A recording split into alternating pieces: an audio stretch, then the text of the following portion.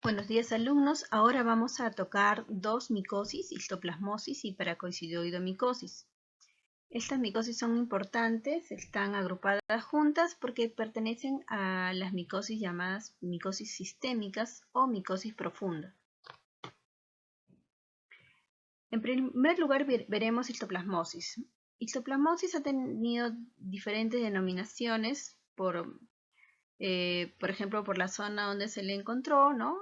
Recibe el nombre de fiebre de Tingo María, que es una zona endémica en nuestro país. También se le conoce como la enfermedad de las cuevas, ¿no? La fiebre de las cavernas, enfermedad de los murciélagos, entre otras denominaciones.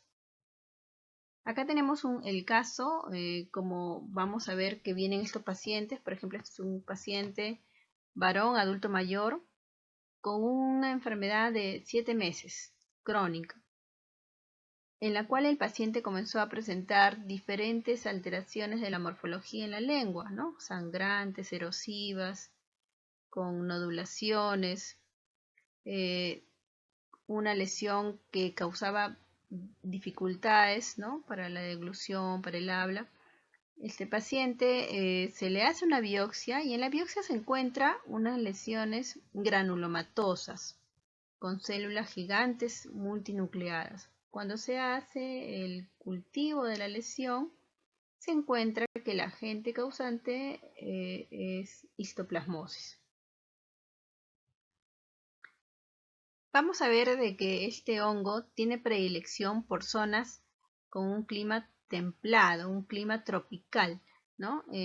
Con zonas con bastante vegetación, tipo temperaturas altas, ¿no? Y dos lugares son característicos de presentar esto. Tenemos en la parte del departamento de Huánuco y en Junín, en las partes de clima tropical, ¿no? En la parte de selva. En estas zonas, estas características hacen de que este hongo predomine en esta zona. Son lugares típicos, ¿no? Entonces, cuando tenemos un paciente con la sospecha de histoplasmosis, siempre hay que preguntar la procedencia, y si el paciente nos manifiesta que procede de estas zonas, entonces ahí tenemos una sospecha de que podría ser histoplasmosis. Vamos a tener tres especies de histoplasmosis, de las cuales vamos a tratar la histoplasmosis capsulatum, variedad capsulatum, que es la que vamos a tocar acá, ¿no? Este es un hongo de tipo levaduriforme y es un hongo dimórfico. Es un hongo que va a tener dos características. Es un hongo que lo vamos a tener como puerta de entrada la vía inhalatoria. Entonces, al ser inhalatoria va a haber un compromiso pulmonar y de ahí la enfermedad se disemina a diferentes partes del cuerpo, por eso que se le llama una micosis sistémica, y va a dar también características de enfermedad diseminada. Entonces, tenemos que la vía de entrada es inhalatoria, pero no es la única. También puede haber una vía cutánea, más rara. Principalmente la vía de infección es inhalatoria. Este honguito va a estar en las deposiciones de algunos animales, como por ejemplo las aves, los murciélagos. En las deposiciones de estos animales que tienen un componente rico en amonio, ese es el sustrato ideal para la nutrición de estos hongos y por lo tanto en esos lugares predomina. Entonces van a estar ahí en forma de esporas, esperando que pase el humano, el hombre, para inhalar esas esporas y por lo tanto sea la vía de entrada, ¿no? Entonces, como es inhalatoria, el primer lugar de compromiso va a ser pulmonar. Una vez que llega al pulmón, luego ya hay una diseminación a otros órganos, como son los ganglios linfáticos, y de ahí a la circulación sanguínea. Acá tenemos esta es una zona muy representativa de nuestro país, ¿no? Que es el Parque Nacional de Tingo María. Ahí están unas cuevas que se conocen como la cueva de las lechuzas, porque en el interior de esta cueva, en el interior de este lugar de las cuevas, vemos que las aves, estos animales que viven en este medio, presentan las deposiciones y van a caer en el suelo, y ese suelo es rico en ese sustrato para que predomine el hongo, ¿no? Entonces, por eso la denominación de la enfermedad de la cueva de las lechuzas. Y nos estamos refiriendo a histoplasmosis. Entonces, ahí es una zona turística. Si alguna persona va a visitar esto, puede exponerse al inhalar las esporas. Este hongo va a ser un hongo dimórfico. Quiere decir que tiene dos formas. Va a tener una forma en el ser humano en forma de levadura, que es la que vemos en la imagen a la derecha. La forma de levaduriforme es la forma parasitaria, es la forma que produce la enfermedad, la que está presente en nuestro cuerpo. Y a temperatura ambiente, ahí cambia la morfología y ahí es una forma miceliar. Ahí podemos observar las macroconidias, las microconidias, y esta constituye la forma infectante, ¿no? Entonces la forma miceliar, la forma infectante o llamada también la fase saprofítica, mientras que la levaduriforme es la parasitaria, la que está presente en el hombre. Histoplasmosis va a tener cuatro tipos. Podemos clasificar la enfermedad patogénica en cuatro tipos. Un primer tipo es histoplasmosis, la forma primaria, la cual puede tener un curso asintomático o un compromiso de tipo pulmonar agudo o crónico.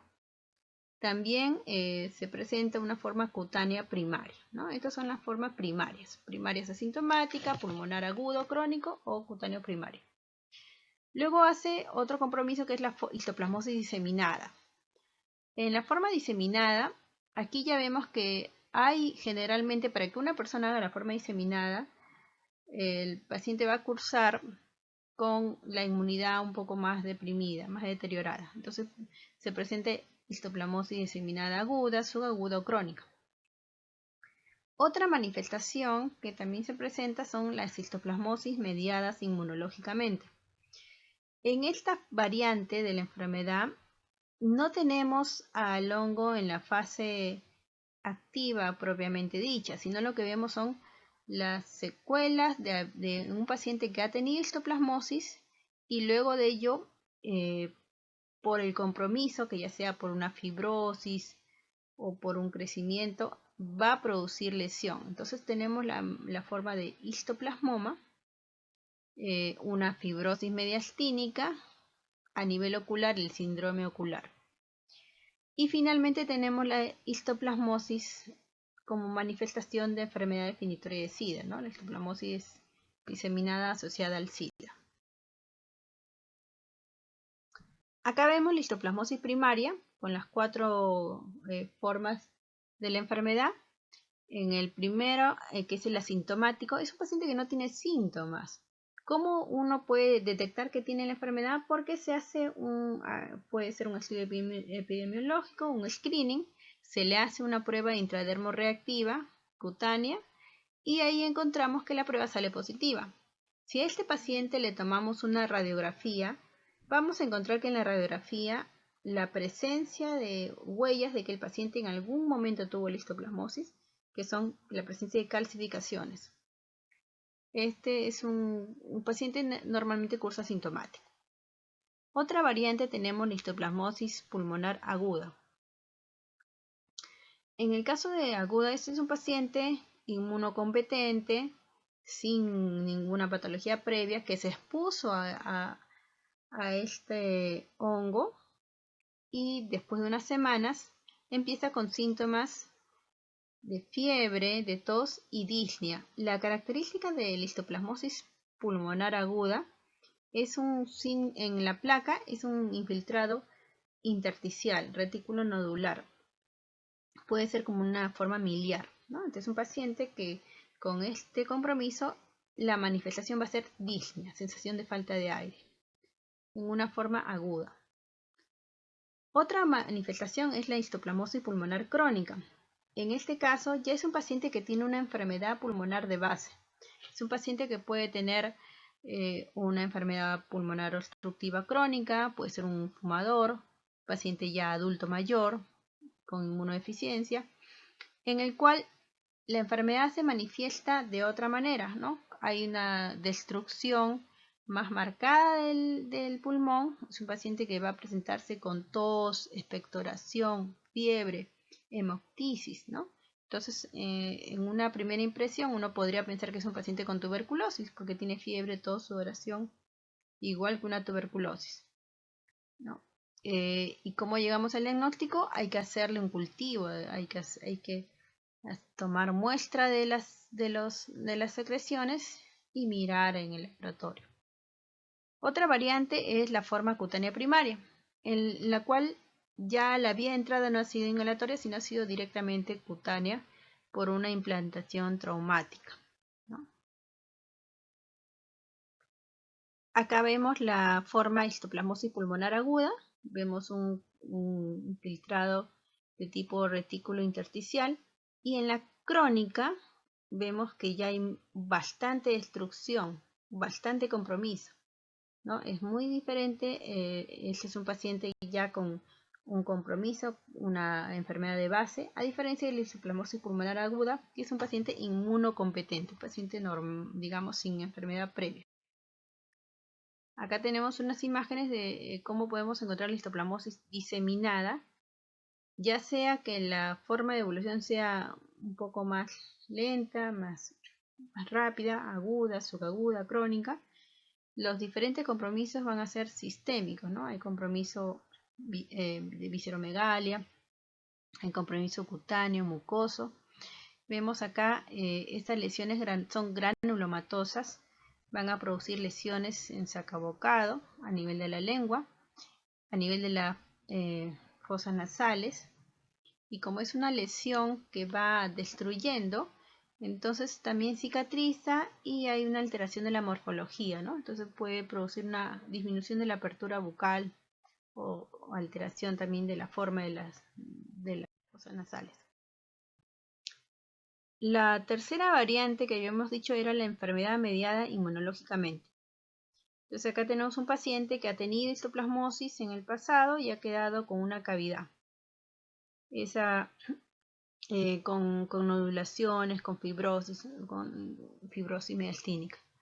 Entonces, este paciente, en el caso, por ejemplo, de tener este compromiso, estamos viendo la imagen de la derecha, ¿no? Hay un compromiso de necrosis, ¿no? Esta lesión puede comprimir vasos importantes, ¿no? Y dar como parte de ese compromiso síndromes, por ejemplo el síndrome de vena cava superior, una pericarditis crónica, ¿no? Comprimir el esófago.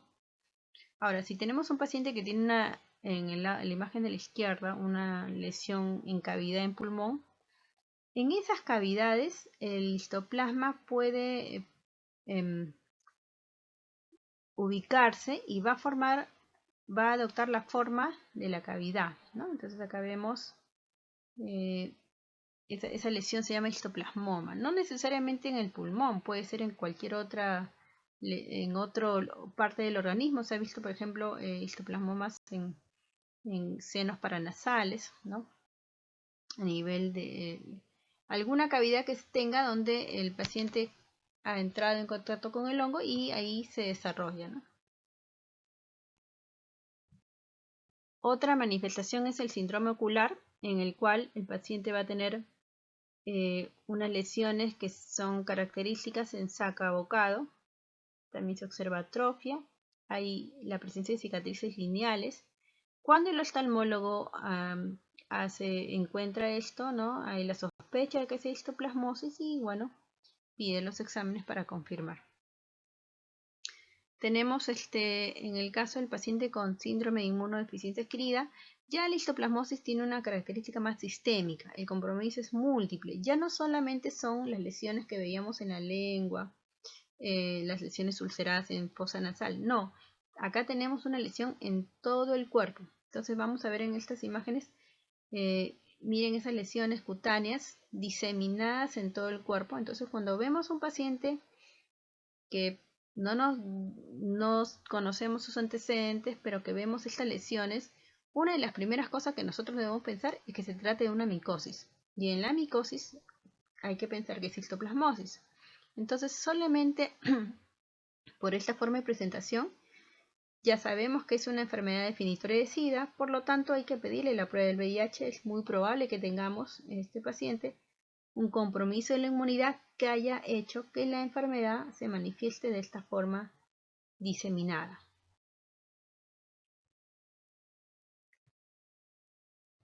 Respecto al diagnóstico, vamos a contar con coloraciones muy importantes que nos van a permitir identificar. El hongo se puede ver en coloraciones como hematoxilina eosina, el patólogo experto puede identificarlo, pero existen otras coloraciones que son que permiten una visibilidad más rápida, mayor predilección, como por ejemplo tenemos el azul del lactofenol, tenemos el test de Grocoq.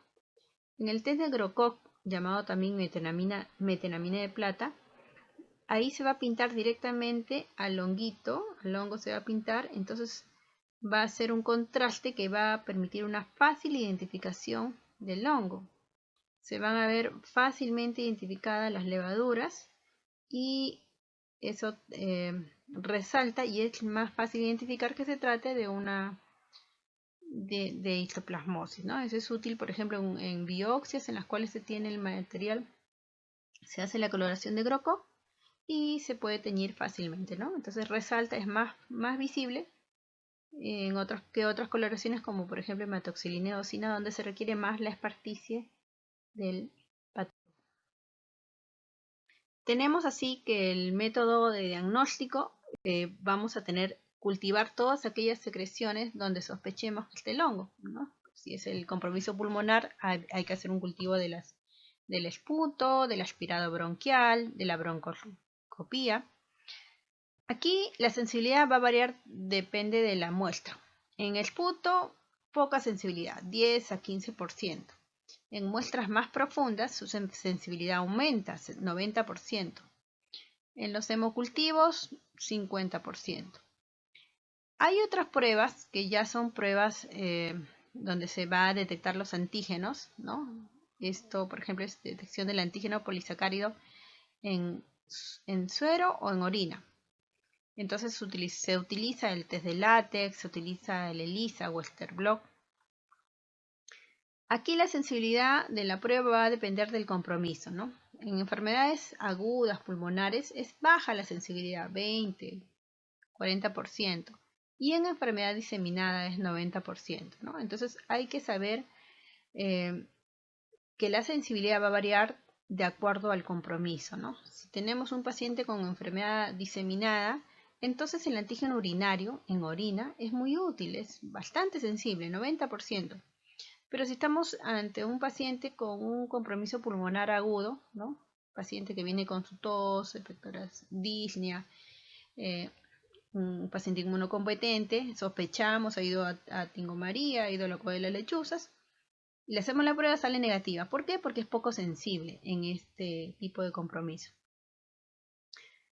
Otras ayudas diagnósticas, por ejemplo, tenemos el PCR, ¿no?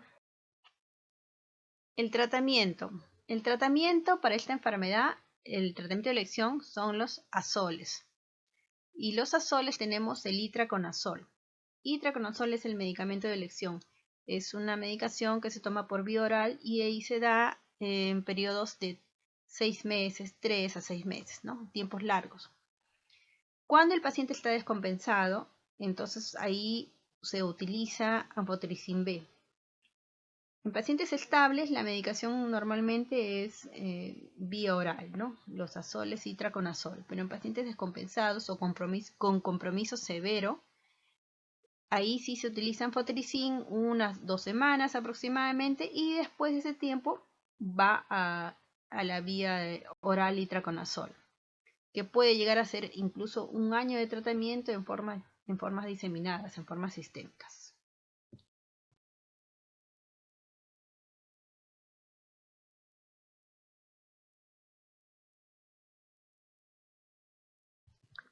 Ahora vamos a tocar otro hongo, que es Paracosidioidomicosis. Igual que histoplasmosis, pertenece a los hongos de micosis profunda, micosis sistémica, por el gran compromiso. Igual la vía de entrada es una vía inhalatoria. Va a recibir diferentes denominaciones, como por ejemplo blastomicosis brasileña, blastomicosis sudamericana, enfermedad de Luz Esplendor Almeida, ¿no?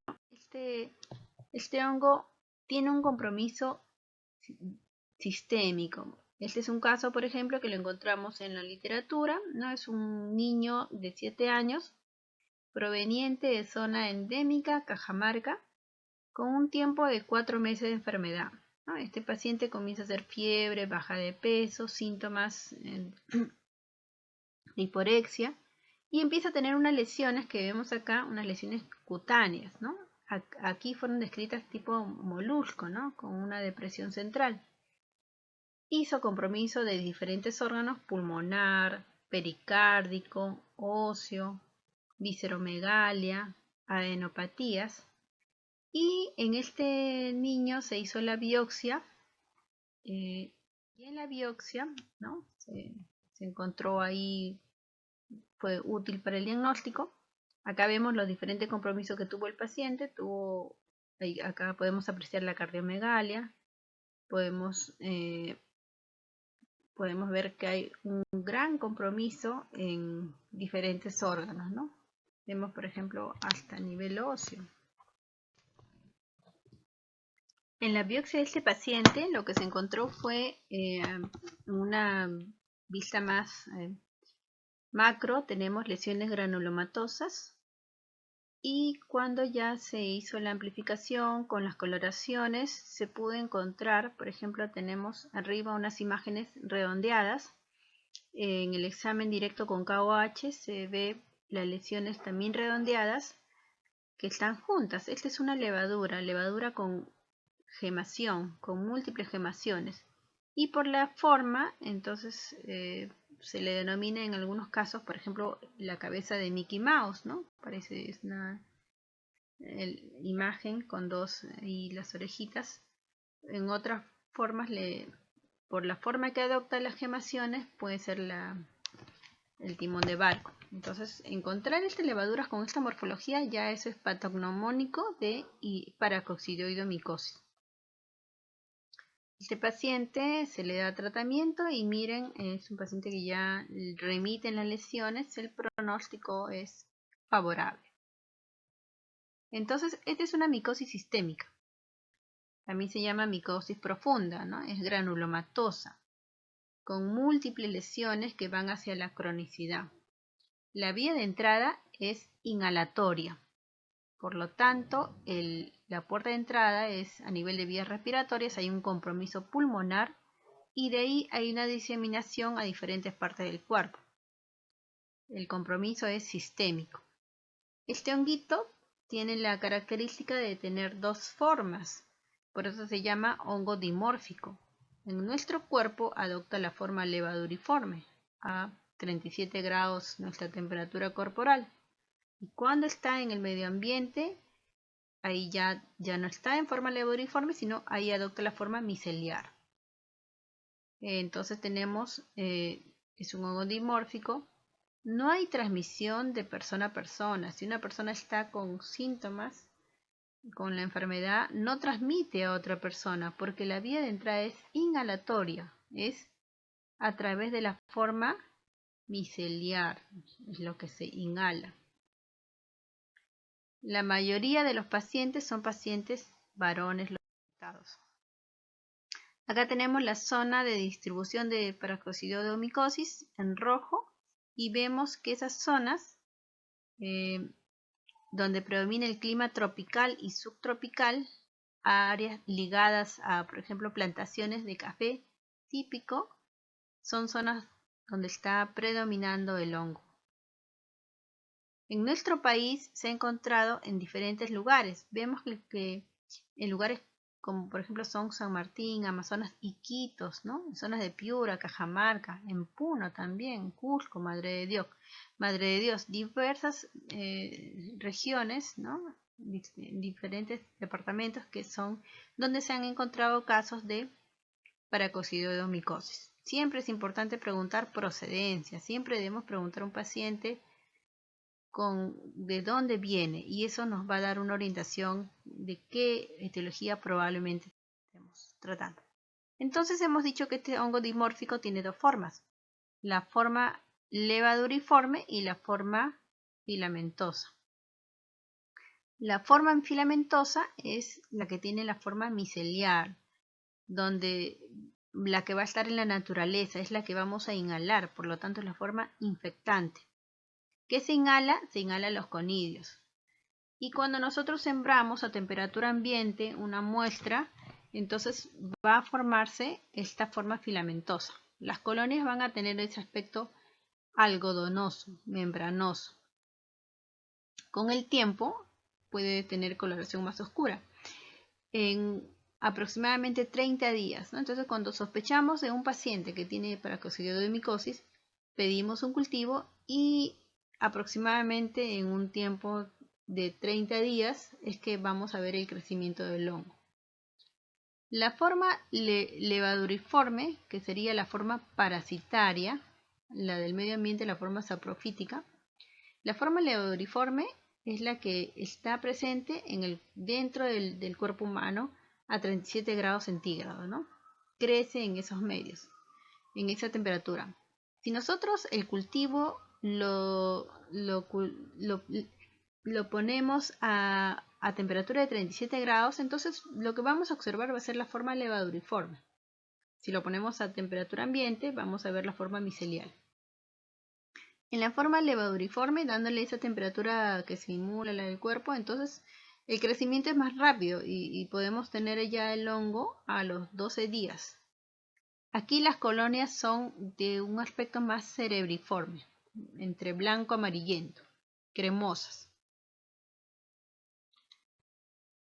Clínicamente hay varias clasificaciones que nos dicen cómo un paciente va a tener las manifestaciones, ¿no? Entonces una clasificación distingue 4 formas, depende del compromiso que esté presentando, ¿no? Entonces una forma mucocutánea en la piel y mucosas, si hay compromiso de adenopatías, linfangítica, compromiso visceral o una forma ya mixta que engloba todas ellas. Y tenemos otra clasificación que es la clasificación clínica inmunológica, donde vamos a tener las formas de un paciente presente infección o enfermedad que puede ser aguda, crónica o un paciente ya inmunocomprometido. Así tenemos que, por ejemplo, en la forma asintomática, el paciente no tiene síntomas. ¿Cómo nos damos cuenta? Cuando le hacemos la prueba cutánea, que es la prueba de paracoccidiodina. Entonces le hacemos la prueba cutánea y sale positivo, ¿no? Ahí nos damos cuenta que el paciente en algún momento tuvo paracoccidioidomicosis, y esto generalmente se hace con fines de investigación epidemiológico para ver la prevalencia de esta micosis en una determinada región. La forma aguda es una forma rara, donde la manifestación va a ser un cuadro de neumonía o derrame pleural, o ver el complejo primario. Remite espontáneamente, es rara esta forma, ¿no?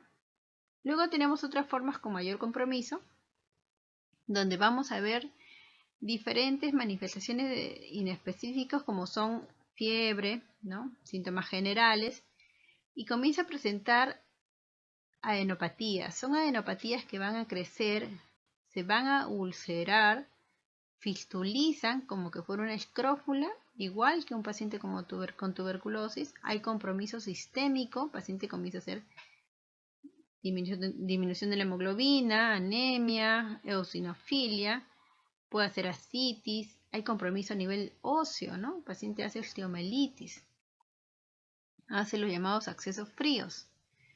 Lesiones en piel también, ¿no? Estas lesiones pueden ser de tipo ulcerativas, tipo pápulas, como que fuera un acné, múltiples, diseminadas. Y este paciente, cuando se le hace la prueba cutánea, sale negativa, ¿no?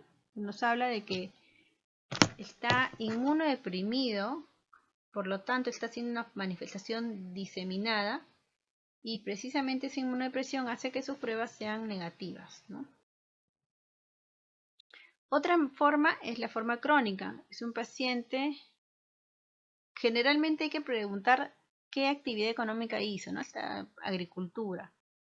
Es un paciente que presenta lesiones granulomatosas en diferentes lugares, en pulmones, en piel, y va a tener lesiones cerca de los orificios, igual que histoplasmosis, que recuerdan de que había una lesión que deformaba, por ejemplo, los orificios de entrada, las fosas nasales, aquí también.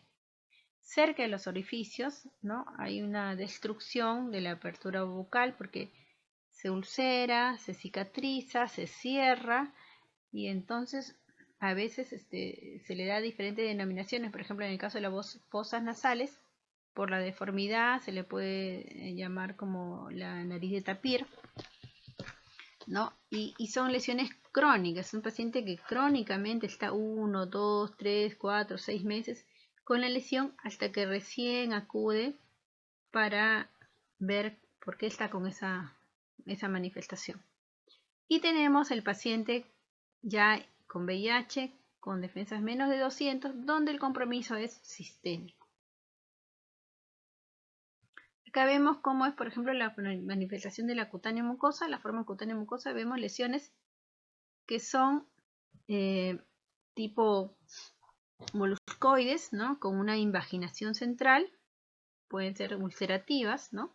Vemos esta imagen ahí, la apertura bucal está disminuida, ¿no? Porque se ha ulcerado, ha cicatrizado, se ha fibrosado y la apertura, por el dolor, el paciente no abre mucho la boca y cicatriza, disminuyendo la apertura bucal. Caída de dientes, puede verse. La otra forma es la forma linfagítica ganglionar. Aquí tenemos los crecimientos de ganglios que puede llegar incluso a fistulizarse. La forma visceral, ¿no? Gran compromiso, el caso que referíamos del niño, que hizo todo un compromiso sistémico, hepatoesplenomegalia, hígado, vaso, hizo también compromiso de las serosas, pericárdico, pleural, peritoneal. Y la forma mixta, donde ya vamos a ver diferentes compromisos, ¿no? Por ejemplo, este es un paciente que tiene compromiso cutáneo a nivel pulmonar también, tiene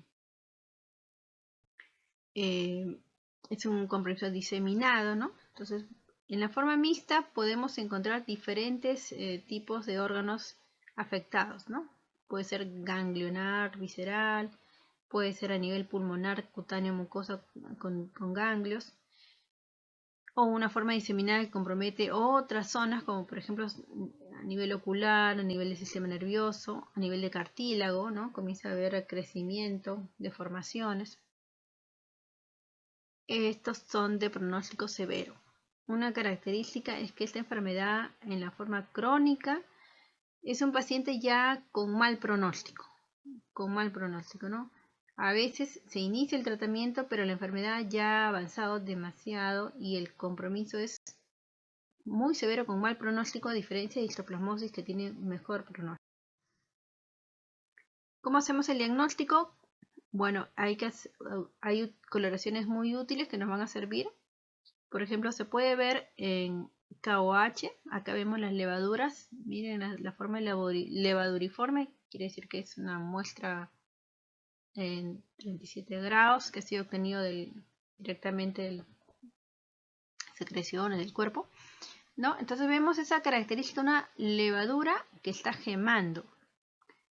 Tenemos también otras coloraciones como yensa, calcofluor, ¿no? tenemos en las muestras de anatomía patológica va a presentarse la lesión granulomatosa con células gigantes multinucleadas, y cuando hacemos hematoxilina eosina podemos ver las levaduras, pero si utilizamos el GROCO, que es una coloración muy útil, se va a pigmentar directamente en una tinción argéntica de plata. Eso va a permitir una visualización más rápida de identificar, ¿no? Y es una coloración ideal que se prefiere cuando uno sospecha este hongo. Entonces, cuando uno sospecha histoplasmosis o paracocidomicosis, uno debe pedir, hágame la coloración de GROCO, ¿no? Entonces uno ya pide, quiero ver micosis profundas, pido coloración de GROCO. En el cultivo, entonces, dependiendo la temperatura a la cual se